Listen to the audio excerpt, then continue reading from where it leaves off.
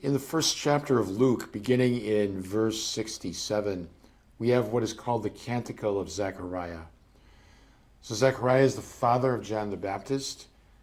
To him was revealed by the angel Gabriel that Zachariah and his wife would bear a child in their old age, that Elizabeth had been barren, but this miraculous child would be born of them. And so Zachariah has this vision of the angel, doesn't believe, and remains mute until the birth of John.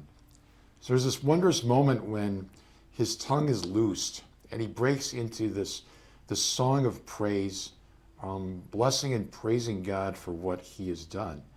Canticle of Zachariah is familiar, very familiar to anyone who prays the Liturgy of the Hours, because it's an intrinsic part of morning prayer every single morning, 365 days a year. So I've been praying the Canticle of Zachariah every day for about 40 years. And in it we see that this prophetic articulation of what is about to happen.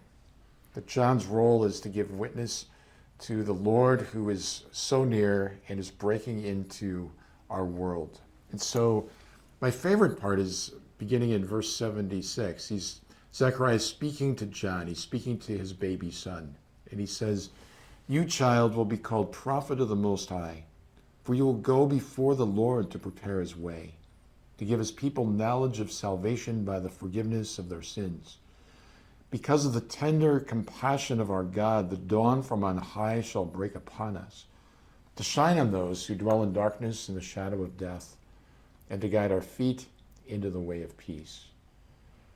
So we think of the Lord as this dawn on high that breaks upon us in the shadow of death, that illuminates our way to the kingdom.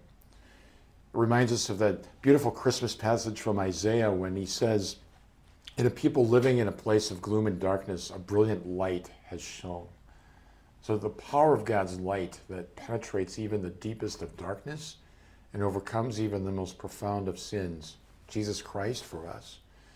So in praising the Lord, as Zachariah does, as we do, who pray the Liturgy of the Hours every day, we're pointing to John, and John points to Christ, and Christ points us to the Father. And it's in the Father's love for us that we find our identity and our salvation. How appropriate that this is the gospel for Christmas Eve morning Mass. So morning Mass on December 24th, the gospel is the Canticle of Zachariah. For all that the Lord has done for us this year, we give thanks and praise.